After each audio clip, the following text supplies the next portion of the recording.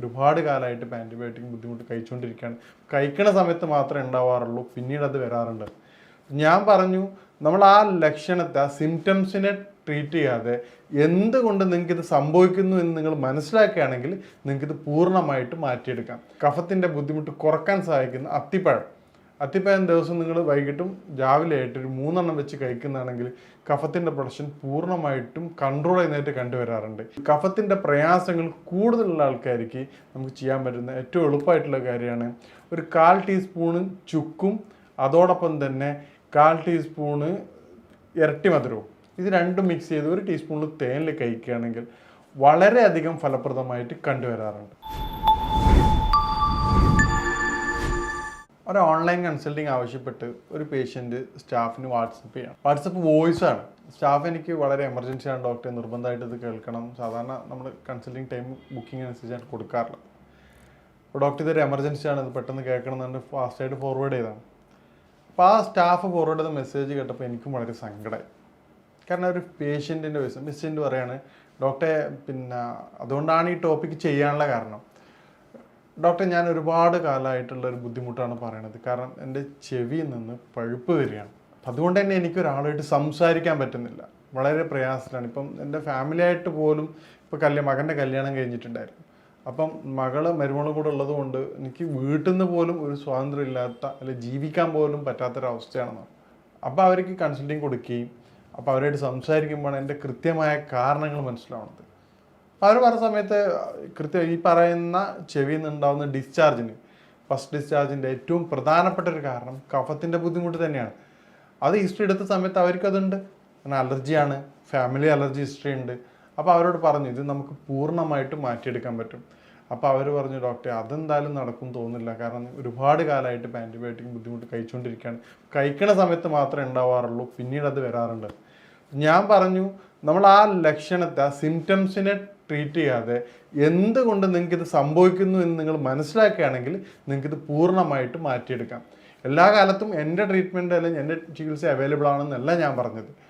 ആ രൂപത്തിൽ അസുഖത്തിന് മാത്രമാണ് നിങ്ങൾ മരുന്ന് കഴിക്കുന്നതെങ്കിൽ നിങ്ങൾ പറഞ്ഞത് 100% കറക്റ്റാണ്. എന്താണ്, മരണം വരെ നിങ്ങൾ മരുന്ന് കഴിക്കേണ്ടി വരും. ഞാൻ പറയുന്നത് ഇപ്പോൾ നമുക്ക് ശരീരത്തിൽ അലർജിയും അല്ലെങ്കിൽ കഫത്തിൻ്റെ ബുദ്ധിമുട്ട് എന്താണോ ഇതിൻ്റെ കാരണം ഇപ്പോൾ ക്രിയേറ്റ് ചെയ്തിട്ടുള്ളത് അത് മാറ്റിയെടുക്കുകയും അതോടൊപ്പം തന്നെ അത് സെക്കൻഡറി ആയിട്ട് വരാതിരിക്കാനുള്ള അവസ്ഥ ഉണ്ടാക്കുകയും ചെയ്യണമെങ്കിൽ അത് നിങ്ങൾക്ക് പൂർണ്ണമായിട്ടത് മാറ്റിയെടുക്കാം. അപ്പോൾ അത് സംസാരിച്ചപ്പോഴാണ് അവർക്ക് അതിൻ്റെ വിഷയം മനസ്സിലായത്. ഡോക്ടർ അങ്ങനെ മാറുമെന്ന് ചോദിച്ചു. ഞാൻ പറഞ്ഞു, നമുക്ക് നോക്കാം. ഞാൻ പറഞ്ഞു, ഇതിനു മുമ്പ് നമുക്ക് ഒരുപാട് പേഷ്യൻസിൻ്റെ മാറിയിട്ടുണ്ട്. കാരണം ഇത് ബാക്കിയുള്ള അലർജി കമ്പയർ ചെയ്യുകയാണെങ്കിൽ ഇപ്പോൾ ഒരു 100 അലർജി കേസ് വരികയാണെങ്കിൽ അതിൽ 1 to 2% മാത്രമേ എന്ത് വരാറുള്ളൂ, ഈ പറഞ്ഞ് ചെവിയുള്ള പഴുപ്പുണ്ടാവാറുള്ളൂ. അപ്പോൾ അവരെ സംസാരിച്ച സമയത്ത് അവരോട് ചോദിച്ചു എന്തൊക്കെയാണ് ലക്ഷണങ്ങൾ വരാറുള്ളതെന്ന് ചോദിച്ചു. അവർ പറഞ്ഞു, ഡോക്ടർ എനിക്ക് വേറൊരു ലക്ഷണവും ഇല്ലാതെ തന്നെ സ്മെല്ലുണ്ട്. അതായത് എൻ്റെ ബൈസ്റ്റാൻഡേഴ്സിന്, എൻ്റെ തൊട്ടടുത്ത് നിൽക്കുന്ന ആൾക്കാർക്ക്, ഇവർ ജോലി ചെയ്യുന്ന ഒരാളും കൂടിയാണ്, നല്ല സ്മെൽ. ഞാൻ ചില സമയത്ത് ഇങ്ങനെ വളരെ കെയർ ചെയ്തിട്ട് ക്ലീൻ ചെയ്തിട്ടാണ് പോകാറുള്ളത്. ഇടയ്ക്കിടയ്ക്ക് ഇൻ്റർവെല്ലിൽ പോയിട്ട് ചെക്ക് ചെയ്യും അവിടെ എന്താ ഡിസ്ചാർജ് ഉണ്ടെന്ന്. അത്രമാത്രം എനിക്ക് പേടിയാണെന്ന് പറഞ്ഞു. അപ്പോൾ അവരോട് ചോദിച്ചു എന്താണ് അതിൻ്റെ സിംറ്റംസ് ചോദിച്ചപ്പോൾ അവർ പറഞ്ഞു, വളരെ വൈകിട്ടാണ് ഇപ്പോൾ കുളിക്കണത്, അല്ലെങ്കിൽ കുളിച്ചതിന് ശേഷം എന്താണ് ഈ തല കറക്റ്റ് ഉണങ്ങാതാണ് യാത്ര ചെയ്യണത്. അത് പതിയെ നീർക്കെട്ടിന് കാരണമാവാറുണ്ട്. സിവിയർ ആയിട്ടുള്ള തുമ്മലുണ്ട്. ഇത് രണ്ടും വരുമ്പോൾ തന്നെ നേരത്തെ പറഞ്ഞ കഫിൻ്റെ പ്രൊഡക്ഷൻ ഓവറായിട്ട് വരികയും ഈ പറഞ്ഞ പഴുപ്പിന് കാരണമാകും. ഇത് മാത്രമല്ലാതെ ക്രോണിക് അല്ലാത്ത ചില കേസുകൾക്ക് എന്ത് ചെയ്യേണ്ട ഇൻഫെക്ഷനും മറ്റും കാര്യങ്ങൾ വരാറുണ്ട്. ഞാൻ സംസാരിക്കുന്നത് ക്രോണിക് ആയിട്ടുള്ള ബുദ്ധിമുട്ടിനെ കുറിച്ചാണ്. അതായത് ഒരുപാട് കാലമായിട്ടുള്ള ബുദ്ധിമുട്ടാണ്. ഈ കേസിൽ നിന്ന് ചില കേസിൽ നല്ല സൗണ്ട് ഉണ്ടാവും, വീസിങ് സൗണ്ട് ഉണ്ടാവും. ഇവർക്കൊരു സമാധാനം പോലും ഉണ്ടാവില്ല. ആ ബുദ്ധിമുട്ട് അറിയണമെങ്കിൽ നമ്മളിപ്പോൾ ട്രെയിനിൽ യാത്ര ചെയ്യുന്ന, അല്ലെങ്കിൽ തുടർച്ചയായി കൊണ്ട് എവിടെയെങ്കിലും ഇരിക്കുന്ന സമയത്ത് തുടർച്ചയായിട്ട് കേട്ടുകൊണ്ടിരിക്കുന്ന ഒരു സൗണ്ട് മതി ഉറങ്ങുന്ന സമയത്ത്. അത്രയധികം അത് നമുക്ക് ഡേ ടൈം അത്ര ബുദ്ധിമുട്ടുണ്ടാവില്ല. സ്ഥിരമായിട്ട് അതൊന്ന് കേട്ട് വയ്ക്കാം. ഇനിയിപ്പോൾ ഹെഡ്സെറ്റിൽ നമ്മളിപ്പോൾ ഏതെങ്കിലും ഒരു ഫ്രണ്ട്സ് അയച്ചാൽ ഓഡിയോ നമ്മൾ കേൾക്കുകയാണ്, എൻ്റെ ബാക്ക്ഗ്രൗണ്ട് ചെറുതായിട്ടൊരു കരകരപ്പുണ്ടെങ്കിൽ എത്രമാത്രം ബുദ്ധിമുട്ടുണ്ടാവും നമുക്ക് കേൾക്കാൻ പറ്റുമോ? ഒരു 1 hourള്ള വോയിസ് ആണെങ്കിൽ ഇതേ അവസ്ഥയാണ് ഇവർ അനുഭവിക്കുന്നത്. ഇവർക്ക് സംസാരം കേൾക്കുന്ന സമയത്ത് തന്നെ ബുദ്ധിമുട്ടാണ്. തൊട്ടടുത്തുനിന്ന് സംസാരിക്കുമ്പോഴും 1, 2, 3 ആൾക്കാർ സംസാരിക്കുന്ന ഫീലിംഗ് വരികയാണ്, ഒരു ഹെവിനെസ് ഫീൽ ചെയ്യാണ്. അതോടൊപ്പം തന്നെ ഈ പറഞ്ഞ ബുദ്ധിമുട്ടുകൾ, മറ്റുള്ളവർ സ്മെല്ല് മണക്കുമോ എന്നുള്ളൊരു ഭയവും കൂടെ. അപ്പം ഇതിന് ഏറ്റവും പ്രധാനപ്പെട്ട കാര്യം നമ്മൾ ഇതിൻ്റെ കാരണമായിട്ടുള്ള വിഷയങ്ങൾ ഗൗരവമായിട്ട് എടുക്കുക എന്നുള്ളതാണ് ഏറ്റവും പ്രധാനം. കഫിൻ്റെ പ്രൊഡക്ഷൻ എന്നുള്ളതാണ്.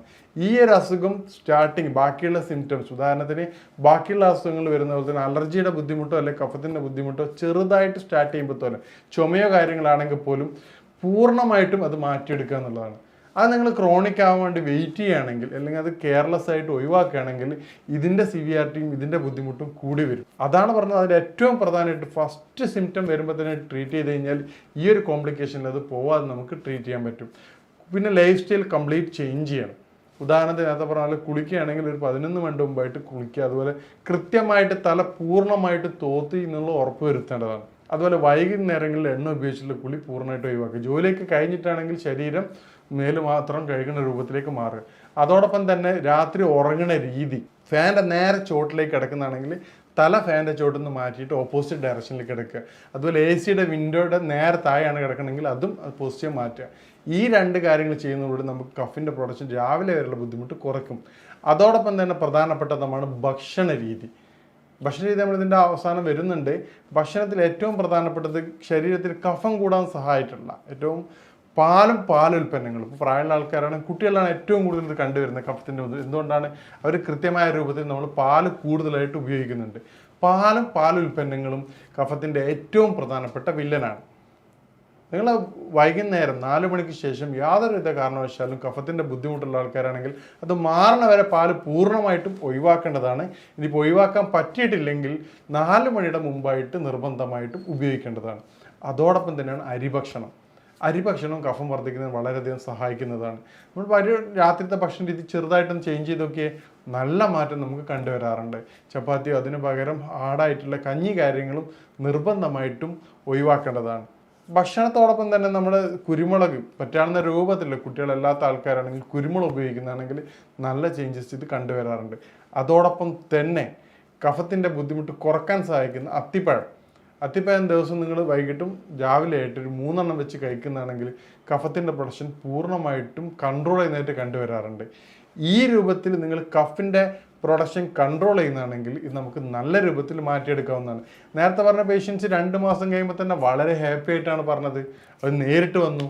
അത് ഓൺലൈനായിട്ടായിരുന്നു കൺസൾട്ടിങ് എടുത്തിരുന്നത്. പിന്നെ നേരിട്ട് വന്നിട്ട് ഡോക്ടർ നേരിട്ട് വരാനുള്ള കാരണം ഞാൻ അനുഭവിക്കുന്ന ഇത്രയും മാരകമായൊരു ബുദ്ധിമുട്ട് അത് മാറ്റി തന്നല്ല. കാരണം എനിക്ക് ആരോടും പറയാൻ പറ്റാത്ത, എൻ്റെ ഹസ്ബൻഡിനോട് പോലും പറയാൻ പറ്റാത്ത, എൻ്റെ കോവർക്കേഴ്സിനിടയിൽ അത്ര കാലം ഞാൻ ഇങ്ങനെ പ്രഷറായിട്ട് നിന്ന കാര്യം മാറ്റി ഇപ്പം എനിക്ക് സമാധാനത്തോടെ ജീവിക്കാൻ പറ്റും. അതുകൊണ്ടാണ് ഡോക്ടർ നേരിട്ട് കാണാൻ വരുന്നത്. അപ്പോൾ അതിന് ശേഷം ഒരു 3 മന്ത്സും കൂടി എടുത്തു. അപ്പോൾ ടോട്ടൽ 6 മന്ത്സ് കൂടി തന്നെ അവരുടെ ട്രീറ്റ്മെൻറ്റ് എന്ത് ചെയ്തിട്ടുണ്ട്, കംപ്ലീറ്റ് മാറിയിട്ടുണ്ട്. പിന്നീട് ഞാൻ അവരോട് പറഞ്ഞിട്ടുണ്ട് ഇപ്പോൾ ജസ്റ്റ് ഒരു ലോക്കൽ ആപ്ലിക്കേഷൻ ആയിട്ടുള്ള ഒരു ഓയിൽ മാത്രമേ ഉപയോഗിക്കുന്നുള്ളൂ. കാരണം എന്താണ്, നീർക്കെട്ട് വരാതിരിക്കാനത്. അവരത് കുറച്ചും കൂടി കോംപ്ലിക്കേറ്റിലേക്ക് പോവുമായിരുന്നു. ഡോക്ടർ ഇയർ ലോസിങ് പറഞ്ഞിരുന്നു. അപ്പോൾ അവിടെ നിന്നാണ് ചേഞ്ചസ് ഒക്കെ വന്നിട്ടുള്ളത്. ഒരു 1 സൈഡ് ലെഫ്റ്റ് സൈഡ് പൂർണ്ണമായിട്ടും ഇയർ ലോസ് ഇങ്ങനെ 20% മാത്രമേ അവൈലബിൾ ഉണ്ടായിരുന്നുള്ളൂ. അവിടെയാണ് അപ്പോൾ അവർ പറഞ്ഞു ഡോക്ടർ ട്രീറ്റ്മെൻറ്റ് എടുത്ത പ്രശ്നമാണെന്ന് വെച്ചാൽ പറഞ്ഞു എന്തായാലും ലോസ് പറഞ്ഞിട്ടല്ലോ, പിന്നെ നിങ്ങൾക്ക് എന്താ ഓപ്ഷനാണുള്ളത്. അപ്പോൾ അവർ ആ സൈഡിൽ കൂടി തന്നെ കേൾക്കുകയും ആ സൈഡിൽ കൂടി തന്നെ ക്ലിയർ ചെയ്യും. പതിയെ മാറ്റങ്ങൾ വരാൻ തുടങ്ങി. പേഷ്യൻറ്റിൻ്റെ കാര്യത്തിൽ ഏറ്റവും ഹാപ്പി ആയത് ഹസ്ബൻഡാണ്. കാരണം ഹസ്ബൻഡ് എന്താണ്, പണ്ട് ഹസ്ബൻഡ് വിളിച്ച സമയത്ത് ഒരു സമയത്ത് പോലും കേൾക്കാറില്ല. ചെറിയ പ്രശ്നത്തിന് പോലും പ്രശ്നങ്ങളാണ്. കാരണം എന്താണ്, ഹസ്ബൻഡ് പറയും ഇന്ന കാര്യം ചെയ്യണമെന്ന് പറയും, മൂപ്പര് ഓക്കെ എന്ന് പറയും. പക്ഷെ എന്താണ് ഹസ്ബൻഡ് പറഞ്ഞത് മൂപ്പർക്ക് വ്യക്തമായിട്ട് മനസ്സിലാവുണ്ടായിരുന്നു. തിരിച്ചു വരുമ്പോൾ ചോദിക്കും അത് ചെയ്തില്ലേ, അപ്പോൾ നിങ്ങൾ പറഞ്ഞിട്ടില്ലല്ലോ എന്ന് ചോദിക്കും. അതുപോലെ കിച്ചണിലെ സമയത്തോ കുറച്ച് ദൂരമുള്ള സമയത്തോ വിളിച്ചു കഴിഞ്ഞാൽ പോലും കൃത്യമായിട്ടും കേൾക്കാത്തൊരവസ്ഥ ഉണ്ടായിരുന്നു അവർക്ക്. അത് ഈ പറഞ്ഞത് ക്രോണിക് ആയിട്ടുള്ള കേസിലാണ് ഞാൻ ഈ പറഞ്ഞിട്ടുള്ളത്. അപ്പം അവർ പറഞ്ഞു ഇപ്പോൾ ഹാപ്പിയാണ്. കാരണം എന്താ, ഡോക്ടർ 50% ചേഞ്ചസ് ഉണ്ട്. പണ്ട് ഒരുപാട് പ്രാവശ്യം വിളിച്ച് കേൾക്കുന്ന കാര്യങ്ങൾക്ക് ഇപ്പം 1-2 പ്രാവശ്യം പറഞ്ഞാൽ തന്നെ ക്ലിയർ ആവുന്നുണ്ട്. അതുപോലെ തൊട്ടടുത്തുന്ന കാര്യങ്ങൾ. അപ്പം ഞാൻ അവരോട് സംസാരിച്ച സമയത്താണ് അവരതിൻ്റെ യാഥാർത്ഥ്യം പറഞ്ഞത്. വൈഫ് പറഞ്ഞു ഡോക്ടർ പണ്ട് എനിക്ക് കൃത്യമായിട്ട് കേൾക്കാറുണ്ടായിരുന്നില്ല. ഞാൻ പണ്ട് ചുണ്ടിൻ്റെ ചലനങ്ങൾ അനുസരിച്ചിട്ടാണ് ലിപ് മൂവ്മെൻറ്റ് വെച്ചിട്ടായിരുന്നു ഇവരുടെ സംസാരങ്ങൾ ഏകദേശം ഞാൻ മനസ്സിലാക്കിയിരുന്നത്. പക്ഷെ കുറച്ച് ദൂരത്തുനിന്ന് അല്ലെങ്കിൽ പുള്ളിക്ക് ദേഷ്യം പിടിച്ച സമയത്തൊക്കെ ആണെങ്കിൽ കൃത്യമായിട്ട് എനിക്ക് റീഡ് ചെയ്യാൻ പറ്റാറില്ല. മറ്റെന്ത് ചെയ്യും, മറ്റേ ചെവിയുടെ സഹായത്തോടു കൂടി ലിപ് മൂവ്മെൻറ്റും വെച്ച് ഞാൻ ഏകദേശം അത് മനസ്സിലാക്കി ചെയ്യാറുണ്ട്. അപ്പോൾ ഇത് പറഞ്ഞപ്പോഴാണ് പുള്ളിക്ക് പോലും ഇത്രയും പ്രയാസം വൈഫ് അനുഭവിക്കുന്നുണ്ടെന്നുള്ള കാര്യം മനസ്സിലാവുന്നത്.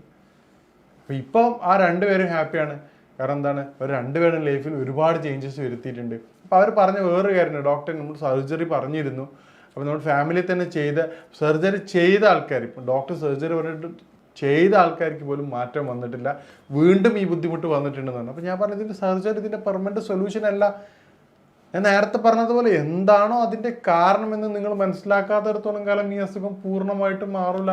കാരണം എന്താ, എന്തുകൊണ്ടാണ് ഇത് സംഭവിച്ചത്, സർജറി ചെയ്തിട്ടും അതേ കാരണം കൊണ്ട് വീണ്ടും വരികയാണെങ്കിൽ അതേ ഇഷ്യൂ പിന്നെയും ക്രിയേറ്റ് ചെയ്യുമല്ലോ. ഉദാഹരണത്തിന് പഞ്ചർ അടച്ച് ഒരു റോട്ടിൽ കൂടെ മുള്ളു കൂടുതലും അല്ല ആണി കൂടുതലുള്ള റോട്ടിൽ വരികയാണെങ്കിൽ അവിടുന്ന് പഞ്ചറായി കഴിഞ്ഞാൽ വീണ്ടും പഞ്ചറടച്ച് അതേ റൂട്ടിൽ പോകുമ്പോൾ ഇതേ പ്രശ്നം തന്നെ സംഭവിക്കാമല്ലോ.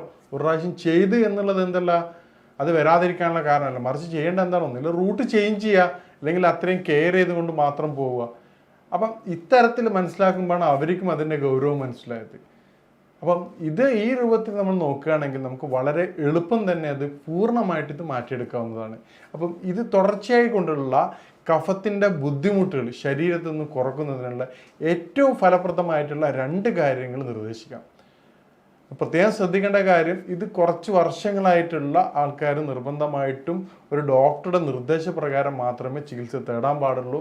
ഞാൻ പറഞ്ഞത് ഈ അടുത്ത കാലത്തായിട്ടുള്ള ക്രോണിക് അല്ലാത്ത ടൈപ്പിൻ്റെ ബുദ്ധിമുട്ടിനാണ്, കഫത്തിൻ്റെ പ്രയാസമാണ് ഞാൻ പറയണത്. മറ്റേത് വ്യത്യസ്തമായ കാരണങ്ങളാവാം, അത് ഇൻറ്റേർണൽ ഇൻഫെക്ഷൻ ഉണ്ടാക്കാം, അത് ഒരുപാട് കാരണങ്ങളിലേക്ക് പോകും. ഇപ്പോൾ അലർജി ആണെങ്കിൽ അലർജി കൂടിക്കഴിഞ്ഞാൽ അലർജിക്ക് ആസ്മ എന്നുള്ള ശ്വാസമുട്ടലേക്ക് മാറാറുണ്ട്. അത് വളരെ കോമൺ ആയിട്ട് കണ്ടുവരാറുണ്ട്.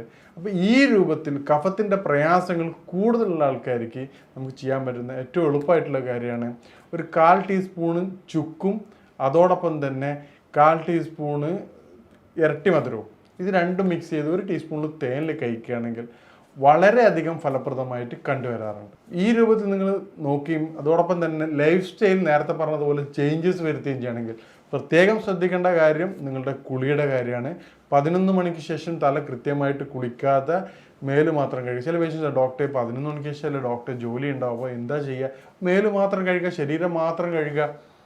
പണ്ട് കാലങ്ങളിലൊന്നും നമ്മുടെ ഡോക്ടേഴ്സ് ENT ഡോക്ടേഴ്സ് ഒന്നും കുളിയുടെ കാര്യം എവിടെയും മെൻഷൻ ചെയ്യാറില്ല. കാരണം എന്താണ്, അവർ ആസ് പെർ അനുസരിച്ചിട്ട് ഒരു ഇൻഫെക്ഷൻ മാത്രമാണ്. പക്ഷെ ഇന്ന് നമുക്ക് തന്നെ അനുഭവം ഉണ്ടാവും. ഡോക്ടർ എന്ത് പറയും, നിങ്ങൾ കുളി പ്രത്യേകം ശ്രദ്ധിക്കണം, എണ്ണ ഉപയോഗിക്കുമ്പോൾ ഇന്ന കാര്യം ശ്രദ്ധിക്കണം.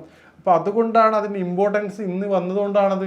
അപ്പോൾ നമ്മൾ അതിൻ്റെ കാരണങ്ങൾ കൃത്യമായി മനസ്സിലാക്കിയിട്ടില്ലെങ്കിൽ അത് പൂർണ്ണമായിട്ടും മാറ്റിയെടുക്കാൻ സാധിക്കില്ല. കാരണം നിങ്ങൾ ട്രീറ്റ്മെൻറ്റ് തുറന്നുകൊണ്ടേയിരിക്കണം. ഇനി ഇതുമായിട്ട് ബന്ധപ്പെട്ട നിങ്ങൾ സംശയങ്ങൾക്കും കാര്യങ്ങൾക്കും ട്രീറ്റ്മെൻറ്റിന് വേണ്ടി ബന്ധപ്പെടാവുന്നതാണ്. ഇനി മറ്റൊരു വിഷയവുമായിട്ട് കാണാം. നന്ദി.